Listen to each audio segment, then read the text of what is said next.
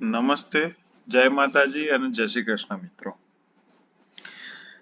આપણે આ વિડીયો સિરીઝને હવે આગળ વધારીએ તો એની પહેલા હું વાત કરું, આપણે જે પાછલા વિડીયોમાં જોયું હતું ટાઈપ ઓફ ચાર્ટ, ત્યારે મેં કીધેલું કે આપણે ત્યાં વધારે પડતો જે ચાર્ટ યુઝ થાય છે એ candlestick, Japanese candlestick chart use થાય છે. એનું એ કારણ બી છે કે એને ઇઝીલી આપણે સમજી શકીએ છીએ અને એનાથી ઇઝીલી ડિસિઝન લઈ શકીએ છીએ. તો આપણે આ જ વિડીયો સિરીઝમાં આગળ વધતા આ ચાર્ટ વિશે ડિટેલમાં ડિસ્કશન કરવાનું છે. એના માટે જે હોટ ફેમસ જેમ કહેવાય ને એવી એક બુક છે, જાપનીઝ કેન્ડલસ્ટિક ચાર્ટિંગ ટેકનિક્સ, આ વાળી બુક જે સ્ટીવ નિસોને લોન્ચ કરેલી, બહુ પહેલાની છે, બહુ જૂની છે, લગભગ 1992ની કે 1991ની છે. યસ, 1991ની છે. તો આ બહુ પ્રૂવન બુક છે અને આની અંદર બહુ સારી રીતે ડિટેલમાં ચર્ચા કરેલી છે જેપનીઝ કેન્ડલસ્ટિક ચાર્ટ વિશે. તો આપણે આ બુકમાં આગળ વધીશું. આગળ વધતા આપણે જોઈએ તો એનો જે સૌથી પહેલો ચેપ્ટર છે ઇન્ટ્રોડક્શન. હવે ઇન્ટ્રોડક્શનમાં તમને ખબર છે, મને ખબર છે, આપણે નાનપણથી ભણીએ છીએ જે બુક્સની અંદર હોય, ઇન્ટ્રોડક્શનમાં લેખક પોતાનું ઇન્ટ્રોડક્શન આપે અને એણે આ જે બુક બનાવી હતી કેમ બનાવી હતી, કઈ રીતે એને ઇન્સ્પિરેશન મળ્યું, એ બધું હોય. તો આપણે આ બધું જાણીને કંઈ બહુ કામ નથી, જેથી કરીને હું આને અત્યારે બાયપાસ કરી રહ્યો છું. ઇન્ટ્રોડક્શન અને એના પછીનો જે સેકન્ડ ચેપ્ટર છે હિસ્ટ્રિકલ બેકગ્રાઉન્ડ, આ બંને, કેમ કે આ બંનેમાં એની હિસ્ટ્રી બતાવવામાં આવી છે, કઈ રીતે એને ઇન્સ્પિરેશન મળ્યું, એ બધું છે. તો આપણે આગળના ચેપ્ટર તરફ જઈએ. જ્યાંથી બુકની ઓરિજિનલ શરૂઆત થાય છે ને એ 3rd નંબરનો ચેપ્ટર છે, કન્સ્ટ્રક્ટિંગ ધ કેન્ડલસ્ટિક્સ. એમાં જે બતાવે છે, લેખક એમ કહે છે કે વિઝ્યુઅલ ડિફરન્સ જે હોય બાર ચાર્ટ અને કેન્ડલસ્ટિક ચાર્ટ, એ એકદમ ઇઝીલી આપણે આઈડેન્ટિફાઈ કરી શકીએ છીએ અને એ આગળ જતા આપણે જોઈશું. પછી લખેલું છે drawing the candlestick lines, candlestick લાઈનો કઈ રીતે ડ્રો કરવાની, તો એ બતાવે છે નીચેના ચાર્ટ દ્વારા. એ એમ કહે છે કે આ જે બાર ચાર્ટ છે અને આ જે કેન્ડલસ્ટિક ચાર્ટ છે, આને આપણે ઇઝીલી વિઝ્યુઅલ અન્ડરસ્ટેન્ડિંગ દ્વારા ડિફરન્શિએટ કરી શકીએ છીએ. આ બાર ચાર્ટ છે, આપણે જેમ કાલે વાત કરેલી ને કે આ બાર ચાર્ટ છે, તો બાર ચાર્ટમાં એક સીધી લાઈન દોરવાની હોય. એ સીધી લાઈન દોર્યા પછી જે એનો ટોપ હોય એ પ્રાઇસ મુવમેન્ટનો હાઈ બતાવે છે અને બોટમ હોય એ પ્રાઇસ મુવમેન્ટનો લો બતાવે છે. લેફ્ટ સાઈડ વાળી ઓપન પ્રાઇસ અને રાઈટ સાઈડ વાળી લાઈન એ ક્લોઝ પ્રાઇસ બતાવે છે. આવું બધું પહેલા દોરવું પડતું હતું, બરોબર છે, એ ટાઈમે. એટલે લેખકે આમાં એ રીતે બતાવ્યું છે. અને કેન્ડલસ્ટિક ચાર્ટ શું બતાવે છે કે ભાઈ જે ઓપનિંગ પ્રાઇસ હોય એ ઓપનિંગ પ્રાઇસ બને છે અને એના પછી કેન્ડલ પ્રાઇસ મુવમેન્ટ જો ઉપરની બાજુ થાય અને પાછું નીચે આવે તો આ રીતે કેન્ડલ ફોર્મેશન લે છે. એ આપણે આગળ જતા ચર્ચા કરીએ કઈ રીતે કેન્ડલ બને છે, બટ આ લેખકે ઓવરવ્યૂ આપ્યો છે. એના પછી આપણે આગળ જઈએ. હવે આ પેજમાં લેખક શું કહેવા માંગે? લેખક એવું કહે છે કે જે પ્રાઇસ મુવમેન્ટ છે, તમે પ્રાઇસ બાર બે જુઓ ને તો એક બાર ચાર્ટ છે, એક કેન્ડલસ્ટિક ચાર્ટ છે, તો આપણે આના કરતા આ ચાર્ટની અંદર ઇઝીલી આઈડેન્ટિફાઈ કરી શકીએ કઈ સાઇઝ મોટી છે, નાની છે. આમાં જો આ કેન્ડલની બોડી કહેવાય. એકચ્યુઅલીમાં બોડીને આઈડેન્ટિફાઈ કરીને પણ આપણે એનાલિસિસ કરી શકીએ, પણ બાર ચાર્ટની અંદર એટલું સારી રીતે ન ખબર પડે, એવું કહેવા માંગે છે.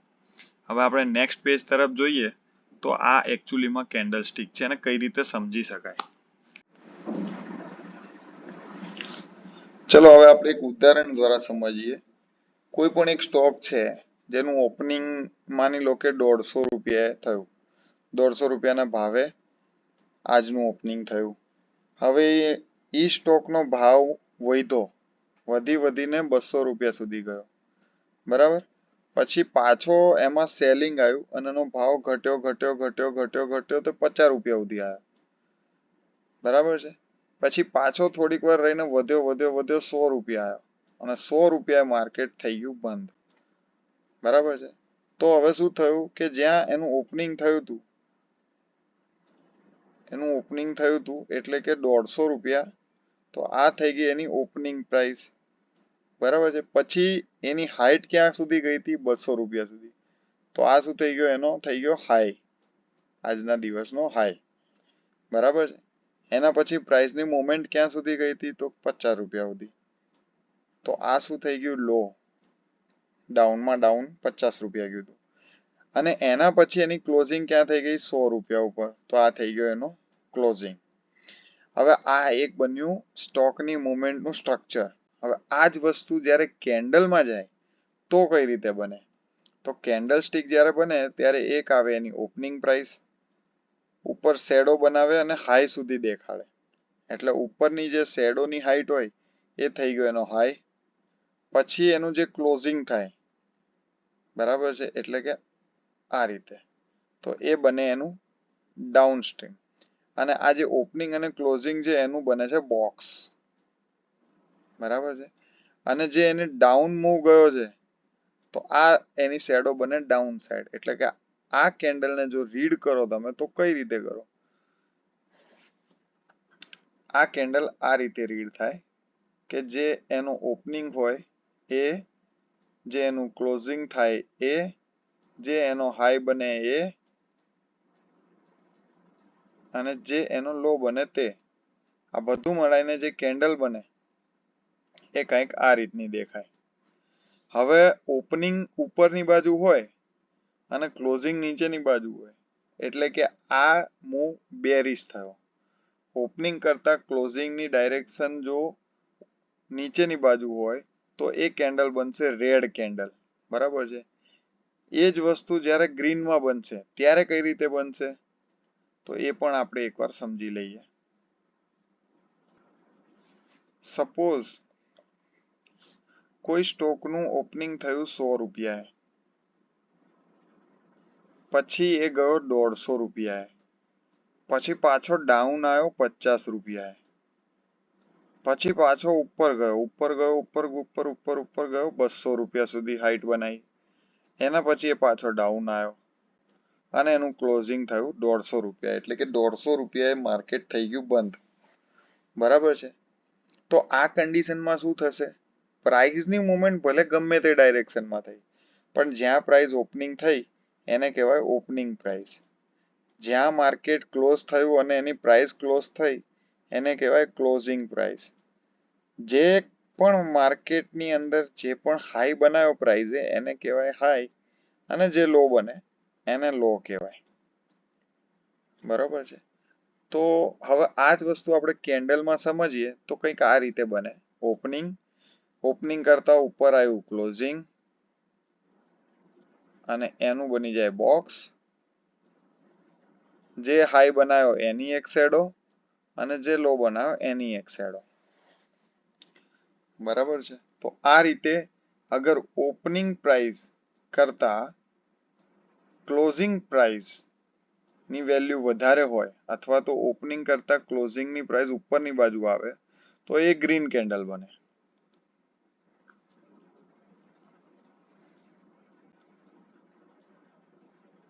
બરાબર છે. હવે આ જ વસ્તુ આપણે એકવાર બુકમાં જોઈ લઈએ.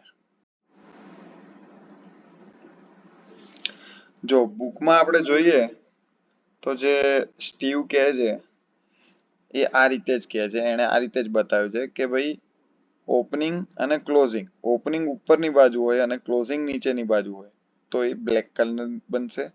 ઓપનિંગ નીચેની બાજુ અને ક્લોઝિંગ ઉપરની બાજુ હોય તો એને વ્હાઈટ કેન્ડલ કહે છે, બરાબર છે. એના ઉપર અને નીચે જે હાઈ અને લો બને એને એને ઇન્ડિકેટ કર્યું છે. હવે શું આ બધી વસ્તુઓને કહેવાય શું? મેઇન કોન્સેપ્ટ ત્યાં આવે છે. તો આ જે ઓપન અને ક્લોઝની વચ્ચેનો જે ભાગ બને બોક્સ ટાઈપ એને આપણે બોડી કહીએ, બોડી. અને ઉપર નીચે હાઈ અને લો માટે જે લાઈન ખેંચવામાં આવે ને એને આપણે શેડો કહેવાય, બરાબર છે. હવે લેખકે અહીંયા એક બીજું એક્ઝામ્પલ આપ્યું કે ભાઈ આ જે કેન્ડલ્સ બને, કેન્ડલ્સની અંદર હાઈટ નાની મોટી હોઈ શકે, બરાબર છે, પણ સ્ટ્રક્ચર સેમ હોય, સ્ટ્રક્ચર સેમ હોય. હાઈટ ભલે નાની મોટી હોય પણ સ્ટ્રક્ચર સેમ હોય.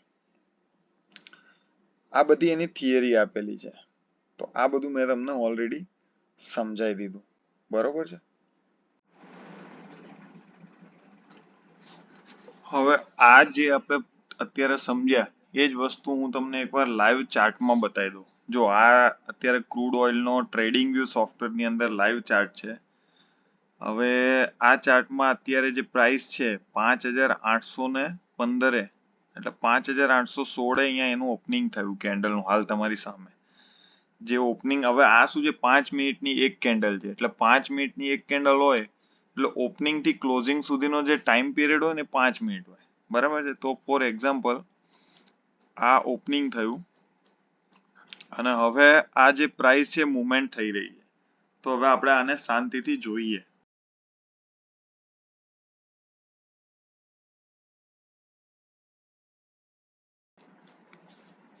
હવે હું વિડીયો થોડોક સ્પીડમાં દોડાવી દઈશ અને 5 મિનિટની કેન્ડલ પૂરી કરી નાખીશ.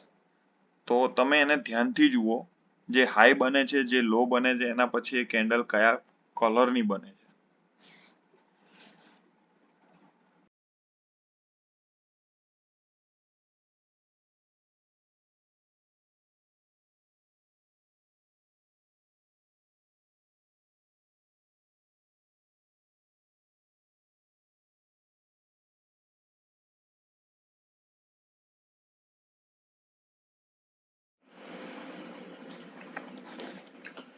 ઓકે. તો હવે આ જ વસ્તુને આપણે સમજીએ. જેમ કે આ કેન્ડલ તમે જોઈ કે અહીંયા ઓપનિંગ થયું, અહીંયા ક્લોઝિંગ થયું. બરાબર છે. આ એનો હાઈ બન્યો અને આ એનો લો બન્યો. તો થયું કેવું કે અહીંયા ઓપનિંગ થયું, એના પછી કેન્ડલ થોડીક વાર માટે ઉપર ગઈ, પછી પાછી નીચે આવી છેક નીચે સુધી આવી. એના પછી થોડીક ઉપર જઈને અહીંયા કેન્ડલ ક્લોઝ થઈ ગઈ. તો એનું જે સ્ટ્રક્ચર બન્યું ને એ આ રીતનું બન્યું. જેમાં કેન્ડલની જે બોડી છે એ આટલો ભાગ છે, આ એની અપર શેડો છે અને આ એની લોઅર શેડો છે. બરાબર છે. ઓપનિંગ પ્રાઇસ ઉપર હતી અને ક્લોઝિંગ પ્રાઇસ અહીંયા નીચે હતી. એના કારણે આ કેન્ડલ બેરિશ કેન્ડલ એટલે કે રેડ કેન્ડલ બની. બરાબર છે. હવે ફોર એક્ઝામ્પલ આપણે આ વાળી જે ગ્રીન કેન્ડલ છે એની વાત કરીએ. તો આમાં કઈ રીતે થયું હશે? તો આમાં જે પ્રાઇસ એની ઓપન થયેલી હશે એ અહીંયા થયેલી હશે. બરાબર છે. અહીંયા પ્રાઇસ ઓપન થયા પછી કેન્ડલ કદાચ થોડીક વાર નીચે ગઈ હશે અને અહીંયા સુધી ગઈ હશે. જે પ્રાઇસનું મોમેન્ટમ છે એ અહીંયા સુધી આવ્યું હશે અહીંયા ઓપન થયા પછી.